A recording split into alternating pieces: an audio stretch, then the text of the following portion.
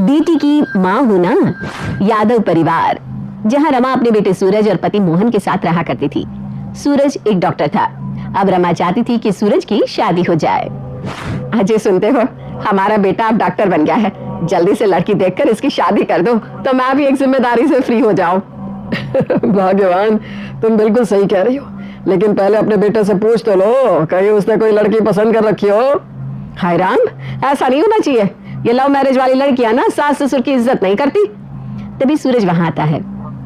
सूरज बेटा देख, अगर तुझे कोई लड़की पसंद है तो अभी से बता दे, हम उसी से तेरी शादी करा देंगे।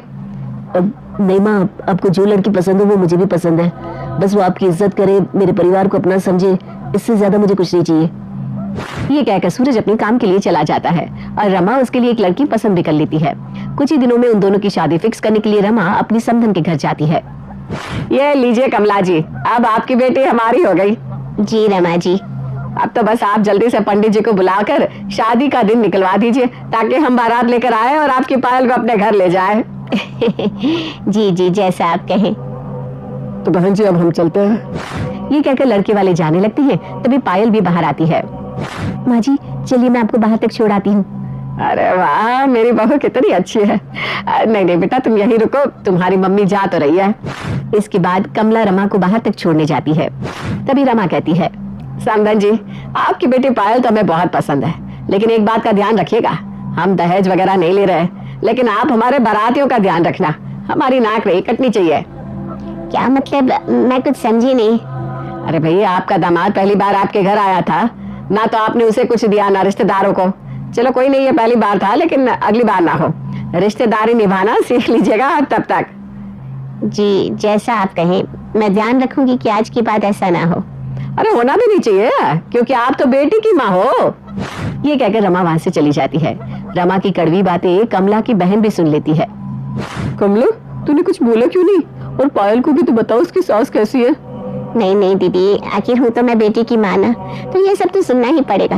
और पायल को ये सब बताकर दुखी क्यों करना? उसकी शादी उसकी पसंद के लड़के से हो रही है, यही काफी है मेरे लिए। मेरी बेटी की खुशी के लिए थोड़ा तो झुक ही सकती हूँ। कमला अपने मन के दुख के बारे में पायल को कुछ नहीं बताती और खुशी खुशी अपनी बेटी की शादी में लग जाती है। कुछ दिन बाद शादी वाला दिन भी आ जाता है। सूरज बेटा देख, मैंने तेरे लिए कितनी अच्छी लड़की पसंद की है। हाँ माँ, पायल तो सच में बहुत समझदार और अच्छी है। अरे होगी ही ना, बहू किसकी है? अरे भाग्यवान, कहावत तो सही बोलो, आखिर बेटी किसकी है? बाहर के संस्कार है पायल में। अच्छा, कहा के संस्कार? बारातियों का स्वागत कैसे करते हैं ये तक उनको आता नहीं। मैंने तो शादी से पहले ही कह दिया था कि हमें आपकी बेटी के सिवा कुछ नहीं चाहिए, लेकिन उसके बाद भी बारातियों का स्वागत देखो कैसे किया है। और संस्कार की बात कर रहे हो आप? अरे माँ कोई बात नहीं, वो अकेली है करने वाली, तो थोड़ा बहुत आगे पीछे हो जाता है, भूल जाओ ना। ठीक है कहा बेटा। रमा, अब गुस्सा करना छोड़ दो। लेकिन रमा का गुस्सा तो काफी बढ़ चुका था, पर उसे मौका ही नहीं मिल रहा था कि वो कमला को कुछ सुना पाए। शादी के फेरे चल रहे थे, तभी कमला दौड़ भाग से काफी थक जाती है, तो सुनीता कहती है, कमला ये ले थोड़ा पानी पी ले, कब से भाग रही है? अरे नहीं दीदी, अभी नहीं, बेटी की शादी है तो भागना तो पड़ेगा ना। अरे सुबह से ना तूने कुछ खाया है ना पिया है, ऐसे तो तबीयत खराब हो जाएगी। चल थोड़ा पानी पी ले पहले। सुनीता की काफी कहने के बाद कमला पानी पीने के लिए जैसे ही गिलास उठाती है कि रमा वहां आ जाती है और कमला का हाथ पकड़कर कहती है, अरे वाह, ये तो देखो 56 पकवान चल रहे हैं।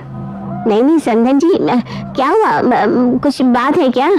नहीं नहीं, भला आप अच्छे से खाना खा लो, बाराती खाए ना खाए क्या फर्क पड़ता है? क्या सुनीता जी, ठीक कहा ना मैंने? समधन जी बात क्या है, आप इतना गुस्सा क्यों है? अरे गुस्सा क्यों हूँ ये भी मैं बताऊं? चलो दिखाती हूँ। रमा कमला का हाथ पकड़कर उसे खाना बनाने वाली जगह पर लेकर गई। ये देखो, हमारे खाने से पहले आपका खाना खत्म हो गया है। ये देखो, अब बाराती क्या खाना खाएंगे? तुम लोगों के घर शादी करके तो मैं किसी को मुंह दिखाने लायक नहीं बची हूँ। अब क्या होगा, पूरी रिश्तेदारी में थू थू हो जाएगी। ऐसा नहीं हो सकता, आप रुकिए मैं देखती हूँ।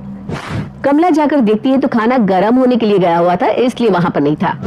समधन जी खाना तो बहुत है, बारातियों को गरम खाना देने के लिए बस वो लोग लेकर गए थे। हाँ तो पहले बताती ना आप। चलो कम से कम कुछ काम तो ठीक से किया आपने। ये कहकर रमा वहां से चली जाती है। कमला ये कितना कुछ बोल गई, तूने कुछ कहा क्यों नहीं? ये तो बस मौका देखती है तुम्हें नीचा दिखाने का। अरे दीदी